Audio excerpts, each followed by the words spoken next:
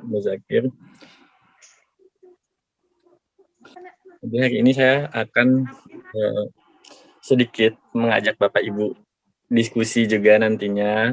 Kemudian tidak ada maksud sama sekali akan menggurui atau membenarkan atau menyalahkan sesuatu. Jadi kita betul-betul sama-sama melihat bagaimana sih keadaan literasi saat ini, khususnya di Indonesia maupun di daerah kita masing-masing.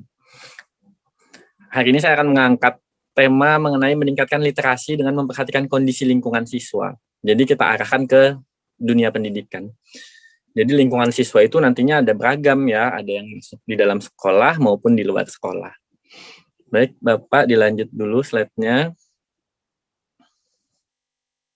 Untuk kurikulum vitae saya mungkin tadi sudah cukup jelas, silahkan dilanjut, Pak.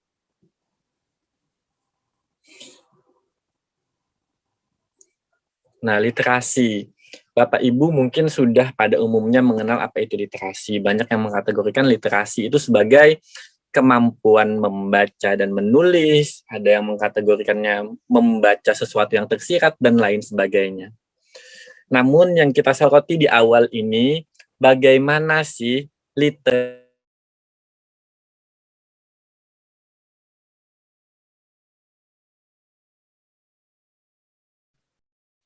Suara ke-mute, Pak.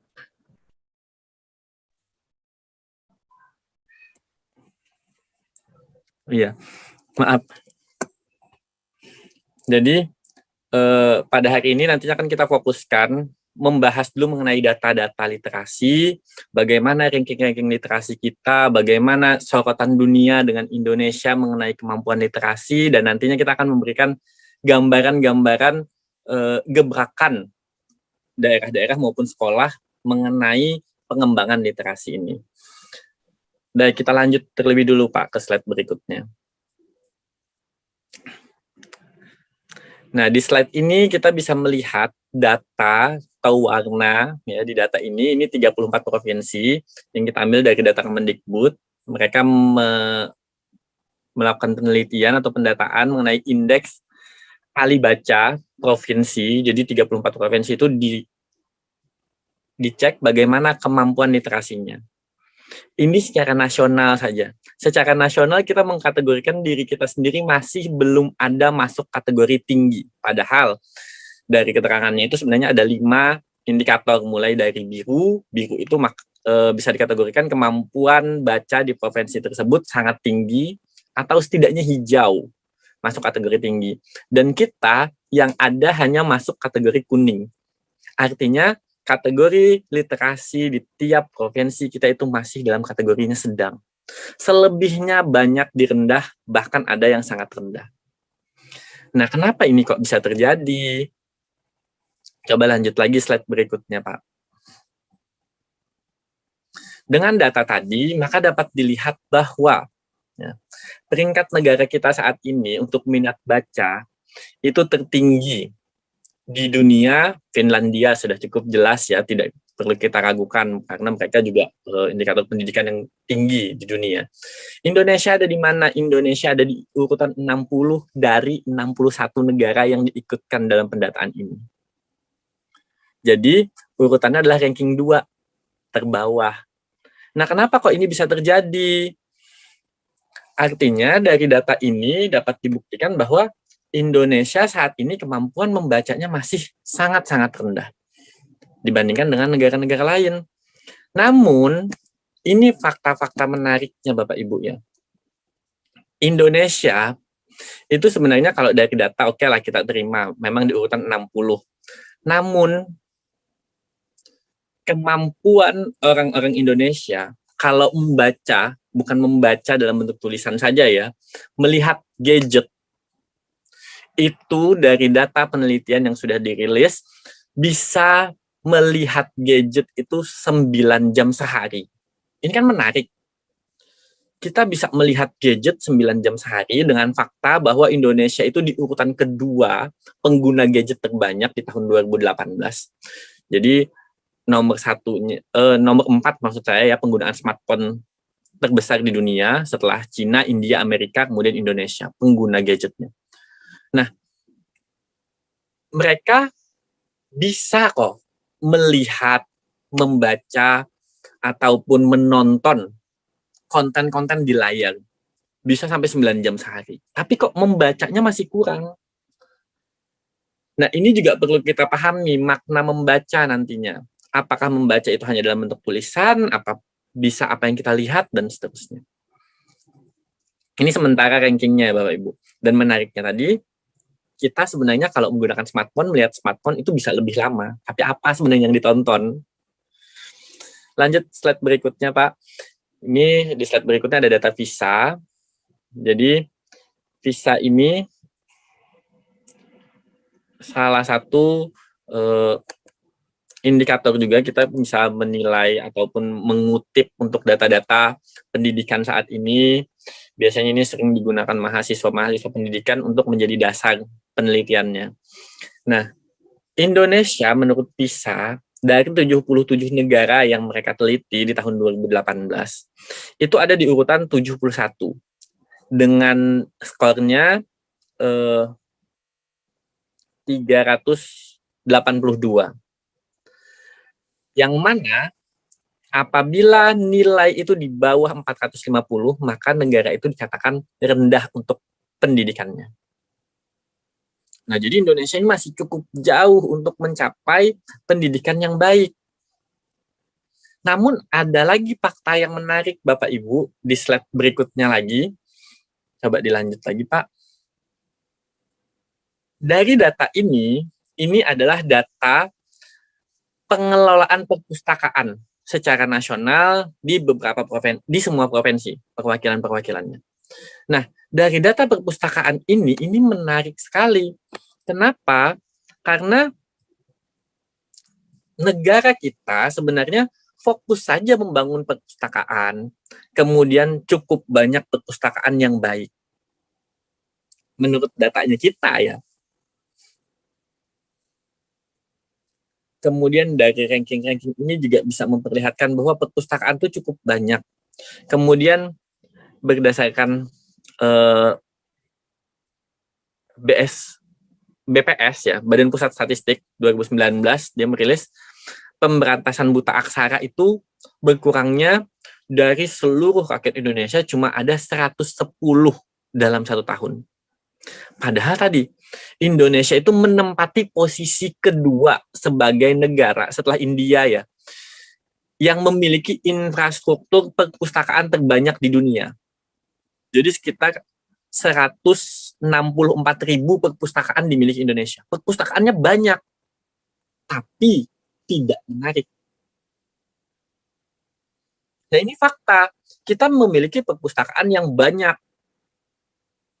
164.000 loh yang tersebar. Namun kenapa untuk pemberantasan buta aksara saja kita cuma bisa menyelesaikan 110.000 dalam 1 tahun? Kenapa ranking di PISA kita masih di urutan 60-an, 71 dari 76?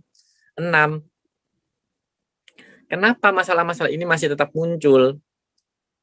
Nah, ini yang membuat hal itu terjadi pasti diantaranya kenyamanan untuk kita membaca, kemudian pemahaman kita terlebih lagi mengenai apa yang dimaksud dengan literasi itu sendiri. Oke, kalau tadi Indonesia memiliki perpustakaan yang banyak, bahkan di urutan kedua di dunia, kita lihat bagaimana sih negara-negara yang mungkin punya perpustakaan sedikit, namun bisa dilanjut Pak slide-nya. Mereka cuma punya 1-2 mungkin perpustakaan atau mungkin 100 perpustakaan, tapi perpustakaannya seperti ini. Jadi orang datang punya buku yang banyak, referensi yang banyak, literasi yang banyak, mudah orang membaca, walaupun sedikit gedungnya. Nah, kalau kita punya banyak gedung, kecil-kecil, kemudian bukunya juga susah dicari, itu yang membuat mungkin masyarakat kita, saya pun selaku jadi mahasiswa dulu, malas ke perpustakaan dikarenakan kita susah juga mencari buku. Mending ke Gramet, misal kita tulis buku di sana, kemudian kita bisa menemukan di lorong berapa. Lebih mudah. Nah, hal-hal yang mempermudah inilah yang jadi gebrakan juga oleh pemerintah, bagaimana menyamankan masyarakat untuk membaca. Kita lanjut lagi Pak, slide berikutnya. Slide berikutnya juga ada contoh beberapa perpustakaan yang nyaman.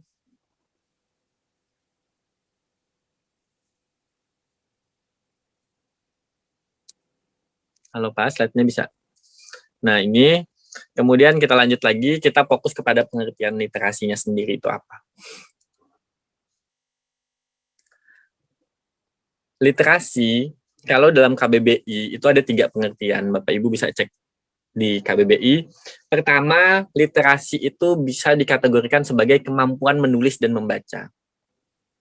Kemudian literasi itu bisa diartikan sebagai pengetahuan atau keterampilan dalam bidang atau aktivitas tertentu. Jadi literasi fokusnya ke dalam pengembangan pengetahuannya atau keterampilan. Kemudian di pengertian lain, literasi itu dalam KBBI juga adalah kemampuan individu dalam mengolah informasi dan pengetahuan untuk kecakapan hidup. Jadi bagaimana dia menyampaikan sesuatu, kemudian bagaimana dia menuliskan sesuatu agar orang lain paham. Ini salah satu pengertian dari KBBI. Kita coba lihat dari ahli yang lain. Di next lagi, Pak. Nah, ini menurut Jack Goody. Sama seperti KBBI tadi, jadi literasi adalah kemampuan seseorang dalam membaca dan juga menulis. Namun, menurut Elizabeth, literasi ialah kemampuan berbahasa, atau kalau anak-anak bahasa lebih mengenalnya keterampilan berbahasa.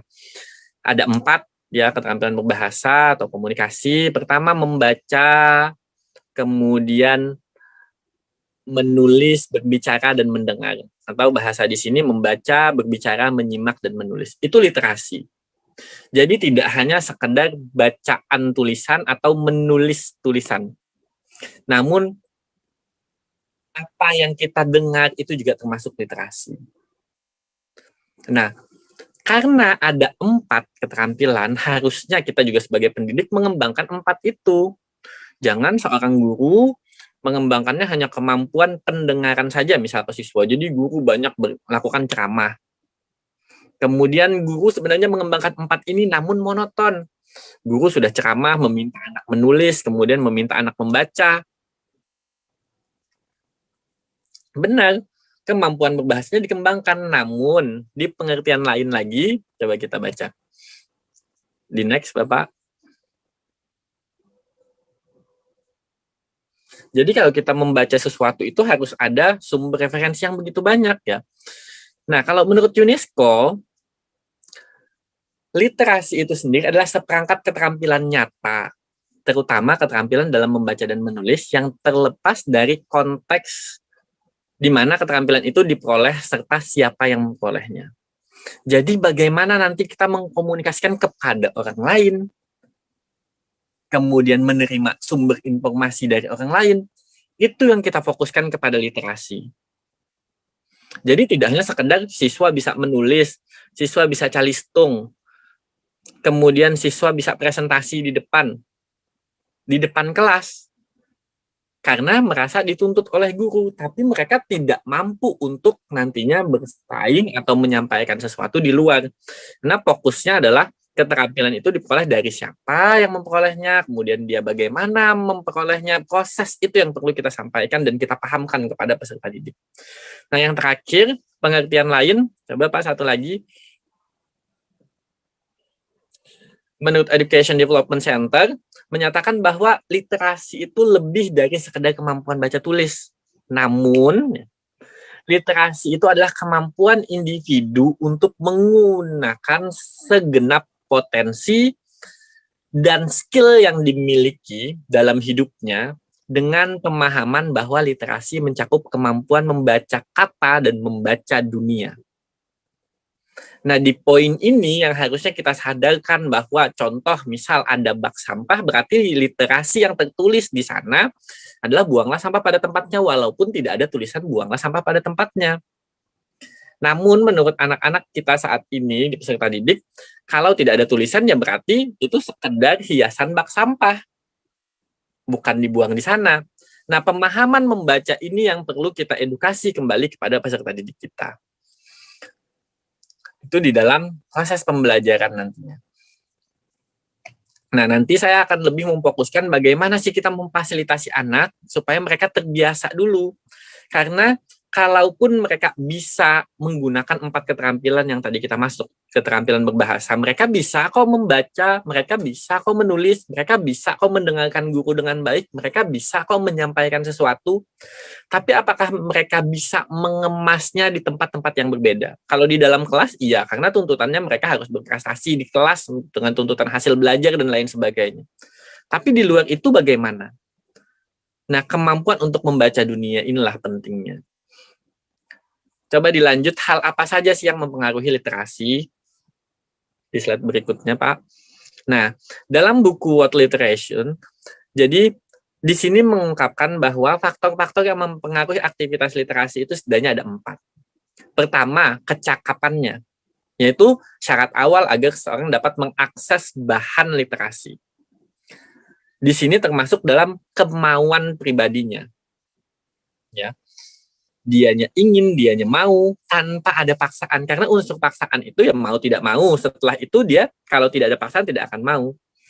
Nah, bagaimana memunculkan kecakapan ini? Kita letakkanlah buku-buku di dalam kelas, ada pojok baca, kemudian apakah ada tempat membaca misal di luar kelas, mereka mau duduk-duduk, atau adakah bahan bacaan yang disediakan di luar kelas? Ini yang akan kita munculkan. Karena kalau fasilitasnya tidak ada, apa yang bisa kita tuntut dari mereka? Ini terkait dengan unsur yang kedua, ada akses, yaitu sumber daya pendukung di mana masyarakat dapat bahan literasi, perpustakaannya, toko bukunya, dan media massa.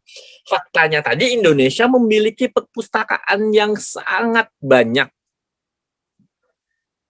Mungkin Bapak Ibu ada yang bertanya di mana, daerah saya ada di mana ya perpustakaannya? Kenapa itu bisa terjadi? Karena perpustakaan yang masuk data sekitar 164.000 tadi, perpustakaannya dikemas di dalam bangunan yang sama dengan tempat lain. Contoh misal, perpustakaan digabung dengan dinas pendidikan, perpustakaan di sekolah digabung dengan UKS. Sehingga fokusnya orang itu belum ke perpustakaannya saja, bisa jadi fokusnya ke tempat yang lainnya, datang niatnya mau ke perpustakaan, anak-anak misalkan di sekolah, ternyata mau istirahat di UKS. Nah, ini yang membuat kesadaran kita dengan bahan bacaan tadi.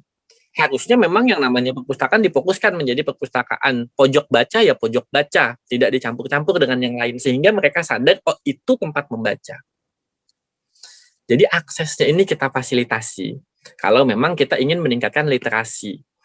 Nah, yang ketiga adalah alternatif, yaitu beragam pilihan, mulai dari perangkat. Sekarang juga kan perpustakaan nasional sudah ada IPUSNAS, kemudian cara membaca itu tidak hanya sekadar tulisan, bisa dibuat dalam kemasan video dan lain sebagainya, supaya kemampuan literasi ini juga tidak sekedar membaca saja. Nah, kemudian yang terakhir, kenapa negara-negara di dunia itu bisa maju? Karena membaca itu sudah masuk dalam budayanya mereka. Jadi, habit itu sangat-sangat penting kita bangun. Kadang kita sebagai pendidik, saya pun pribadi, misal menuntut mahasiswa, ayo baca jurnal, ayo baca buku, ayo ke perpustakaan. Sayanya juga kadang misal referensinya masih kurang. Nah, kalau memang kita mau, kita sama-sama, ayo kita tuntut anak-anak, kita pun juga harus rajin-rajin membaca dan membudayakan itu. Contoh membudayakannya apa? Kalau memang Bapak Ibu mau, khususnya yang di dunia pendidikan ya, mau memfokuskan diri dengan kemampuan anak-anak membaca sesuatu, ya sediakan wadahnya. Kalau ingin membacanya, membaca buku. Jangan cuma disediakan buku pelajaran, karena ini kan membangun habit. Silahkan sediakan komik misal, asal dia mau dulu. Karena kemauan itu yang penting. Nanti setelah dia suka dengan buku-bukunya, dengan bahan bacaannya, nanti kita tambah lagi referensi yang lain. Begitu tahapnya. Ini anak susahnya, mereka belum bisa apa-apa langsung dituntut ini bacaan mata pelajaran matematika. Tuntutannya langsung begitu ingin diajarkannya. Jadi bangunlah budaya terlebih dahulu, fasilitasnya disediakan, kemudian berikan alternatif-alternatif yang lain bahan bacaannya, sehingga kecakapan dan keinginan dia untuk memulai itu muncul. Kita lanjut slide berikutnya, Pak. Bagaimana kalau kita kaitkan dengan lingkungan? Nah, model pembelajaran ini penting yang berbasis dengan lingkungan. Oke, lanjut Pak, slide berikutnya. Ini mohon maaf, tadi pengertian literasi masih kopiannya, ini maksudnya pengertian model berbasis lingkungan. Nah, di sini pentingnya Bapak Ibu nanti memilih, khususnya yang guru ya, memilih model-model pembelajaran yang bisa membawa anak-anak belajar bebas di lingkungan luar sekolah ataupun lingkungan luar kelas, supaya tidak monoton. Apalagi di kondisi pandemi saat ini sangat penting kita juga membangun pembelajaran di luar kelas, supaya udara yang dihirup oleh anak-anak lebih bebas, kemudian tidak monoton hanya di dalam kelas, namun yang disadarkan kepada mereka, kalaupun kalian tidak di dalam kelas, kalian tetap merasakan pengalaman pendidikan. Nah, ini yang perlu kita bangun dengan model pembelajaran berbasis lingkungan ini. Jadi model ini dikembangkan agar siswa memperoleh pengalaman lebih berkaitan dengan lingkungan sekitarnya. Jadi apapun yang kita bahas, misal membahas IPA, ya fokusnya muatan IPA tentang alam. Ajaklah anak-anak, kalaupun hidupnya di perkotaan tidak ada tanaman misal, kaitkan dari sana, atau setidaknya belajarnya di luar ruangan. Nah, ketika belajar di luar ruangan, fasilitasnya juga ada. Kalau di dalam kelas ada pojok baca, di luar kelas juga harus kita fasilitasi. Nanti akan ada foto-foto beberapa belajar di luar kelas, namun fasilitas di luar kelasnya juga lengkap. Nah, kemudian di bukunya Ali itu mengatakan bahwa model pembelajaran berbasis lingkungan adalah model pembelajaran yang mengedepankan pengalaman siswa dalam hubungannya dengan alam sekitar, sehingga siswa dapat dengan mudah memahami isi materi yang disampaikan. Nah, ini yang kita inginkan tadi, membaca dunia. Karena kalau dia hanya membaca bukunya saja, itu hanya pengetahuan. Sedangkan yang ingin kita kembangkan adalah kemampuan peserta didik kita untuk menerapkan apa yang mereka dapat. Jadi kalau memang mereka membahas suatu materi tentang tumbuhan, ya mereka bisa menyentuh langsung tumbuhannya. Begitu tahapnya. Dan proses literasi itu tidak hanya sekedar di pemahaman saja, tapi ada tahap-tahapnya, mulai dari pemahaman, kemudian mereka tahu, sampai nantinya mereka doing, atau melakukan. Oke, kita lanjut slide berikutnya. Ini kondisi belajar apabila di luar ruangan, anak-anak juga lebih bebas, kemudian guru juga lebih mudah, kemudian pernapasan otomatis di masa-masa seperti ini penting ya. Nah, itu bisa dilakukan. Kemudian bahan-bahan bacaannya juga difasilitasi otomatis. Jadi anak-anak keluar ruangan itu tidak hanya sekedar duduk-duduk atau bermain, jadi tidak hanya menunggu jam permainan atau jam istirahat keluar ruangannya, namun pada saat pembelajaran mereka juga bisa belajar di luar. Ini penting, sehingga polanya anak-anak, pikirannya anak-anak bahwa belajar itu kita bisa lakukan dimanapun, kapanpun. Itu yang perlu kita bangun. Lanjut lagi Pak, slide berikutnya. Ini ada sedikit penting juga dari Mulyasa. Jadi pendekatan lingkungan ini dapat dilakukan dengan dua cara setidaknya. Pertama, membawa peserta didik ke lingkungan untuk kepentingan pembelajaran. Hal ini bisa dilakukan dengan berbagai macam metode. Bapak Ibu pasti masih ingat juga kalau ada pelatihan-pelatihan, metode karya wisata, pemberian tugas. Jadi tidak hanya menunggu model outdoor learning. Pemberian tugas pun bisa. Kemudian ceramah pun, pemberian informasi bisa saja dilakukan di luar ruangan. Supaya tidak ada kebosanan peserta didik dengan bangku dan meja di dalam kelas. Oke, kedua caranya adalah membawa sumber-sumber dari lingkungan ke sekolah untuk kepentingan pembelajaran. Jadi ini bisa nantinya Bapak Ibu ketika pembelajaran basis lingkungan ini ya narasumber itu perlu dibawa sehingga literasi atau sumber keterampilan berbahasanya, dia bisa mendengarkan dari narasumber yang asli. Kemudian bisa juga membawa model-model kalau memang kita ingin mengembangkan kemampuan mereka melihat atau membaca sesuatu. Misal ingin menjelaskan Candi Borobudur, maka bawalah miniatur Borobudur yang bisa mereka lihat langsung. Karena kalau berwisata ke sana cukup jauh misal. Nah, bawakan hal-hal yang nyata yang bisa membuat pikiran mereka membaca sesuatu itu lebih jelas. Jadi tadi kalau memang narasumber ada, ya kita minta narasumber atau model. Ini penting, karena tadi kalau memang kita ingin menuntutnya literasi ke anak-anak, sekali lagi Bapak Ibu ya, itu tidak bisa hanya sekedar apa yang kita punya, apa yang kita bisa. Kita harus melibatkan unsur-unsur di sekitar kita, unsur-unsur yang ada di lingkungan, unsur-unsur yang bisa menunjang penguatan informasi. Sehingga anak-anak bisa percaya dan yakin dan memahami manfaat kenapa harus sekolah, karena itu akan dikomunikasikan dan disampaikan kepada masyarakat luas apa yang mereka dapat. Kebermanfaatan dari pembelajaran itu sangat penting dipahamkan kepada peserta didik kita. Dan unsur literasinya tadi ya, semua itu harus dikemas dengan kemampuan mereka membaca kondisi, kemampuan mereka meluapkan atau menuangkan hal-hal yang mereka lihat. Contoh tadi bak sampah, kalau mereka melihat bak sampah berarti buang sampahlah di sana, walaupun tidak ada tulisan di dalam bak sampah tersebut, buanglah sampah di sini misal. Itu tidak perlu karena mereka sudah paham yang tertulis maupun yang tersiratnya. Coba slide berikutnya lagi, Pak. Nah, kalau memang kita ingin menciptakan suasana belajar yang bebas untuk anak-anak, ya ada tempatnya. Mereka ingin belajar outdoor learning, maka diciptakanlah outdoor library di sana. Jadi perpustakaan, boleh misalkan perpustakaannya masih ngambil bukunya dalam ruangan, mereka bisa baca dimanapun. Nah, anak-anak biasanya kalau di beberapa sekolah masih ada yang mewajibkan kalau memang mau membaca buku ya baca bukunya di perpustakaan. Padahal perpustakaannya paling ukuran berapa. Yang perlu kita bangun adalah kebiasaan membacanya. Jadi anak-anak silahkan kalian ambil buku di perpustakaan, baca di mana saja. Nanti setelah masuk kelas coba kalian presentasikan. Tahapnya begitu. Jadi mereka merasa bertanggung jawab. Setelah selesai membaca, mereka akan mempertanggungjawabkan apa yang mereka baca. Dimanapun mereka misalkan sambil belanja, bisa mereka sambil membaca. Kita lihat, misalkan di Jepang, mereka sambil jalan kaki saja masih bisa membaca. Karena memang sudah jadi habit atau kebiasaan dan budaya di sana. Indonesia bisa kalau memang kita bersinergi, saling membangun, saling mendukung. Coba di slide berikutnya lagi, Pak.